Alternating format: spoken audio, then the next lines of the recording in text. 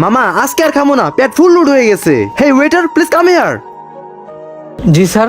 টেবিলটা ক্লিন করো। ওহ, আজকে অনেক খাবার অপচয় হয়েছে।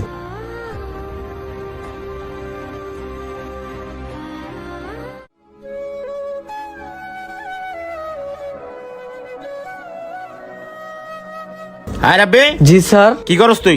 ওঠ। ওঠ।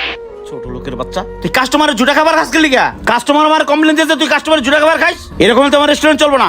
এই ম্যানেজার, আসতেছি স্যার, আজকে ধরা খাইছে স্যার। ও যেদিন থেকে আসছে ওর পরের দিন থেকে কাস্টমার ঝুটা খাবার ও চুরি করে খায়। ওরা কতবার মানা করছি স্যার, ঘির পিত বলতে কোনো কিছু নাই স্যার। ওই খাবারগুলো পকাত পকাত করে খায় স্যার। রাব্বি, আমি কি তোমার বেতন দেই না? দেন স্যার। তাহলে বাসায় খাবার কিনে খেতে পারো না? কাস্টমারের জুড়ে খাবার খাও, তোমার কি ঘিনপিত বলে কিছু নাই? স্যার, আমার বেতন দেন কত? এই কত, 5,000 টাকা? বেতন আর টিপস মিলে মাসে 7,000 টাকা পাই। বাপটা বাড়িতে পঙ্গু হয়ে পড়ে আছে, মাটা অসুস্থ বিছানায়, ওনাদের মাসে ওষুধ কিনতেই যায় 5,000 টাকা।